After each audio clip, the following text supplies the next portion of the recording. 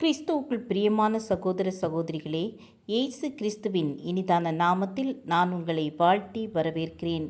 இன்றைய தினம் உங்களுக்காக கொடுக்கப்பட்ட வேத வசனம் ஏசாயா தீர்க்கதரிசியின் புத்தகம் 53ஆம் அதிகாரம் 7ஆம் வசனம். அவர் நெருக்கப்பட்டும் ஒடுக்கப்பட்டும் இருந்தார், ஆனாலும் தம்முடைய வாயை அவர் திறக்கவில்லை.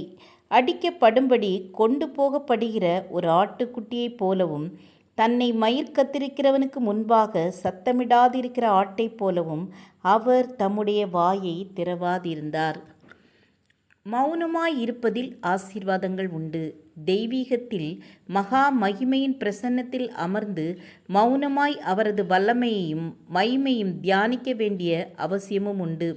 துன்பத்தில் அலைமோதின ஒருவர் போதகரிடம் வந்து பல கேள்விகளை கேட்டு துளைத்து கொண்டே இருந்தார்.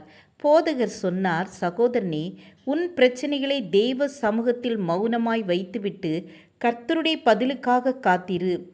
அதற்கு அவன் கேட்டான், இயேசு என்னோடு நேரில் பேசி பதில் கொடுப்பாரா?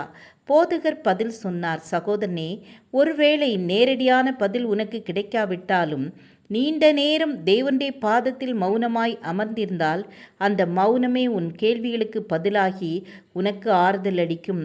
அவரது தேவ சமாதானம் உன் உள்ளத்தை நிரப்பி உன்னை காத்து கொள்ளும் என்றார். தாவீது தன் அனுபவத்தை எழுதுகிறார்.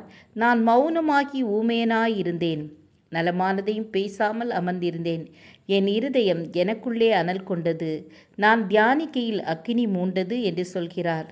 ஆம், எனக்கு அன்பானவர்களே, உங்களை சுற்றிலும் கேலியும் பரியாசமும் நிந்தையும் நிறையும் போது பிலாத்துவின் முன் மௌனமாய் நின்ற கிறிஸ்துவை நினைத்து கொள்ளுங்கள். ஜெபம் செய்வோம். கிருபையும் இரக்கம் நிறைந்த கர்த்தாவே, எந்தவித பிரச்சனையாயிருந்தாலும் யார் எங்களை பேசினாலும் அந்த இடத்திலே நாங்கள் மௌனமாக இருக்கத்தக்கதாக, அமைதியாக இருக்கத்தக்கதாக, உம்முடைய சமூகத்தில் காத்திருந்து பதிலை பெற்றுக்கொள்ளத்தக்கதான கிருபைகளை எங்களுக்கு தந்து வழிநடத்துங்க. இயேசுவின் நாமத்தில் பிதாவே, ஆமீன் ஆமீன். God bless you.